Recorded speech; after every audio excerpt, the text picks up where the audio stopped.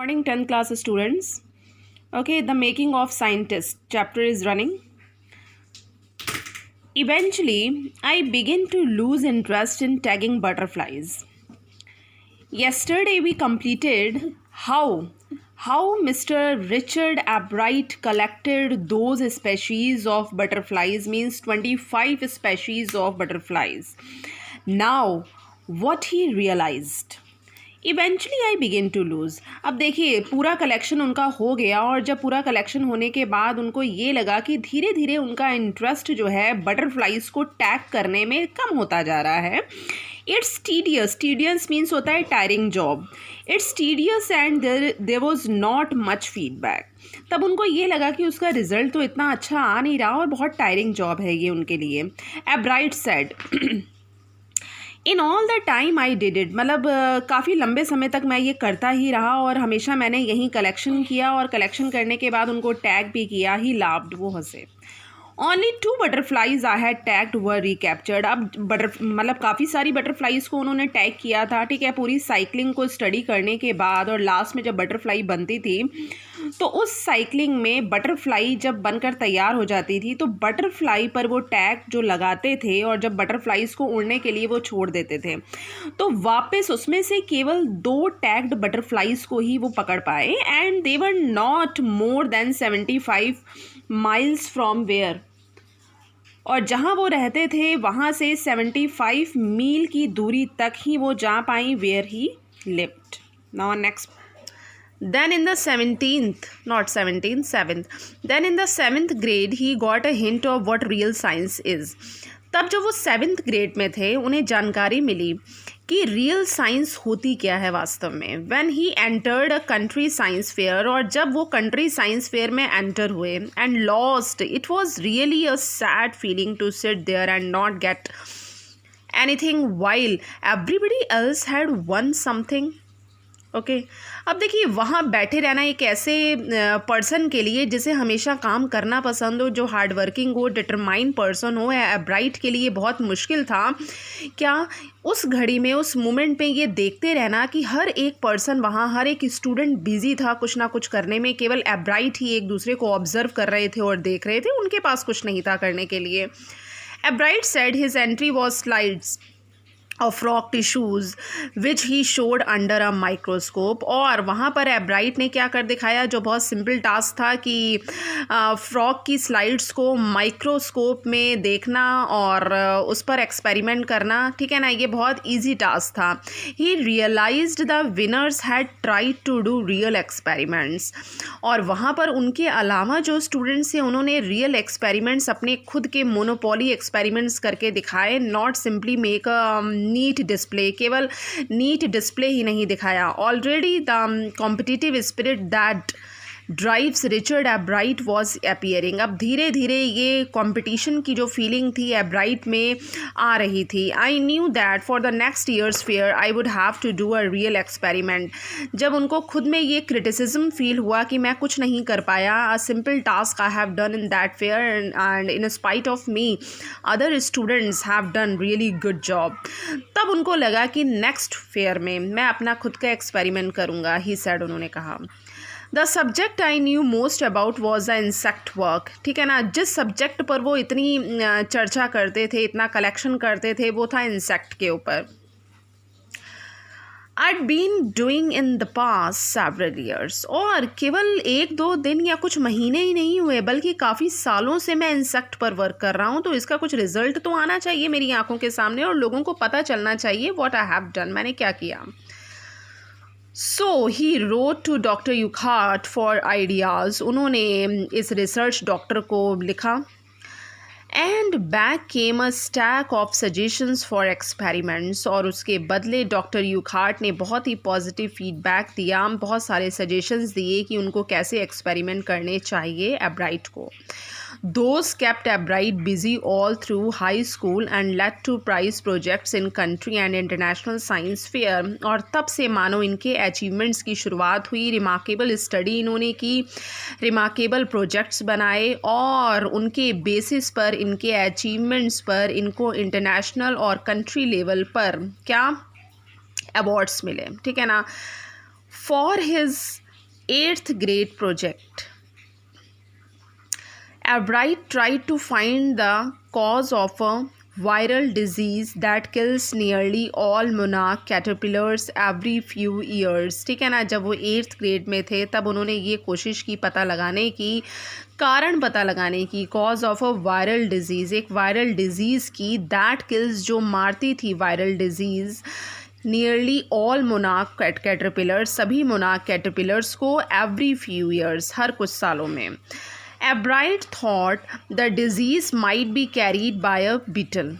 Okay, एब्राइट ने सोचा कि ये डिज़ीज़ ज़रूर ली जाती है, कैरीड बाय, किससे आती है, बीटल के through. He tried raising caterpillars in the presence of beetles, और उन्होंने कोशिश की क्या बढ़ाने की, कैटरपिलर्स को रेस करने की, बढ़ाने की, किनकी प्रेजेंस में, बीटल्स की प्रेजेंस में. I didn't get any real results, मुझे कोई रियल रिजल्ट नहीं मिल पाया, ही सेड, उनकी ये स्टेटमेंट थी. बट आई वेंट अहेड, लेकिन मैं आगे बढ़ता ही गया, and showed that I had tried the experiment, और मैं अपने एक्सपेरिमेंट्स दिखाता गया. दिस टाइम आई वन, और इस बार मैं जीत गया. राइट, मतलब वो थके नहीं क्या अपना जॉब करने में, अपने काम करने में. The next year his science fair project was testing the theory, और अगले साल उनके प्रोजेक्ट को टेस्ट करने के लिए, मतलब उनके प्रोजेक्ट को नहीं, बाकी और भी स्टूडेंट्स थे, लेकिन उस फेयर में, उस साइंस फेयर में उन्होंने अपनी टेस्टिंग थ्योरी को आजमाया. ठीक है ना, जो उन्होंने प्रोजेक्ट तैयार किया था. Project was testing the theory that viceroy butterflies copy monarchs, की जो वाइसरॉय स्पेशीज़ की बटरफ्लाइज होती हैं वो किसको कॉपी करती हैं, मोनार्क्स को. The theory was that viceroys look like monarchs, theory ये थी कि वाइसरॉयज किन की तरह लगती थी, मोनार्क्स की तरह लगती थी. Right, because monarchs don't taste good to birds. Viceroys, on the other hand, do taste good to birds. So the more they look like monarchs, the less likely they are to become a bird's dinner. Okay. हाँ, इस project का जो था base, वो क्या था, देखिए, जो ये साइंस फेयर में ये शो करना चाहते थे एब्राइट.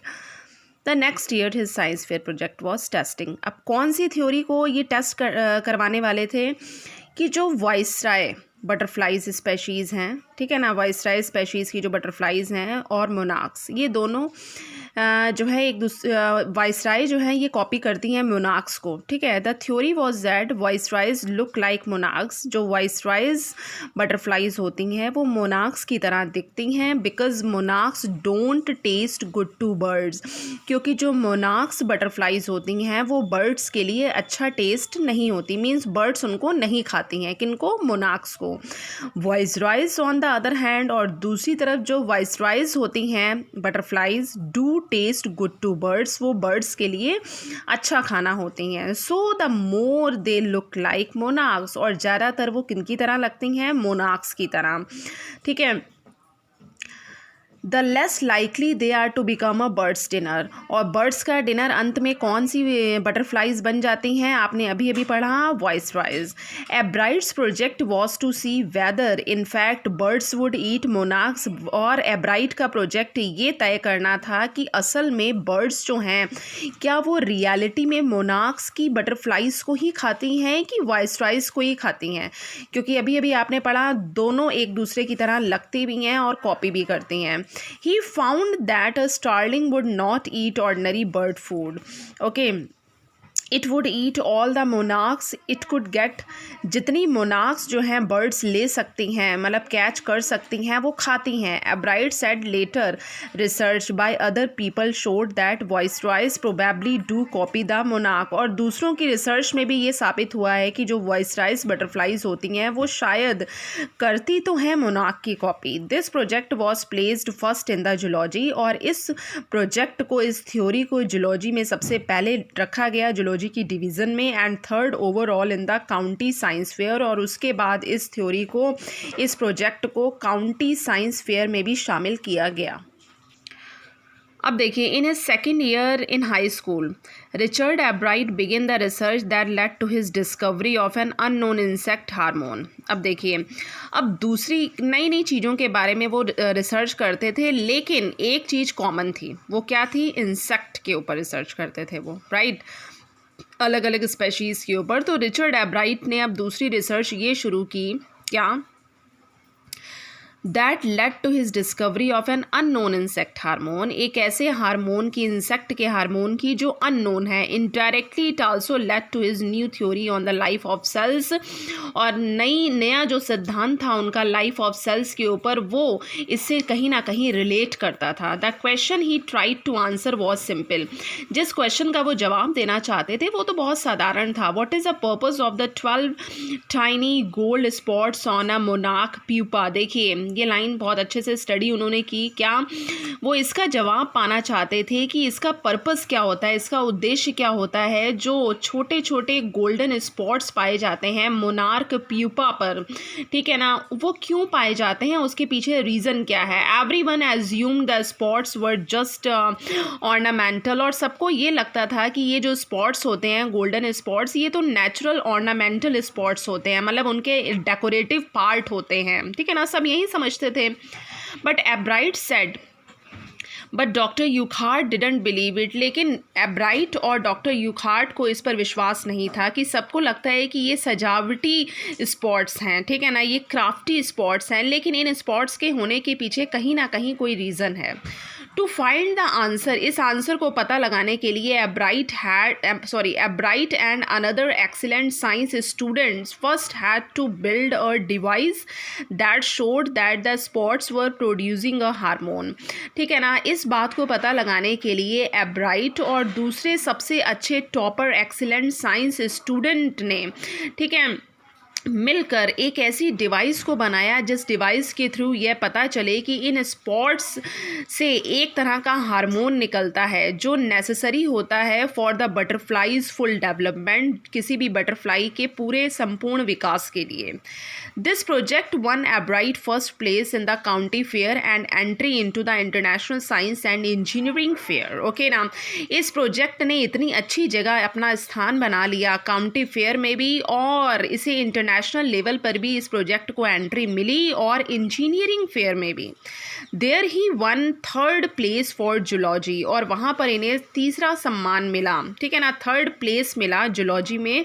ही also got a chance to work during the summer at the entomology laboratory of the Walter Reed Army Institute of Research, और यहाँ पे भी इस लेबोरेटरी में भी इन्हें वर्क करने के लिए, रिसर्च करने के लिए बहुत अच्छा सम्मान के साथ एक जगह मिली। देखिए अब धीरे धीरे रिचर्ड एब्राइट जो है अपनी रिसर्चेस करते गए और उन्हें एक इंटरनेशनल लेवल पर अवार्ड्स और रिस्पेक्ट मिलना शुरू हो गई। स्टूडेंट्स आज यहाँ तक ही रखें, कल हम इसे और कंटिन्यू करेंगे आगे। Okay, thank you.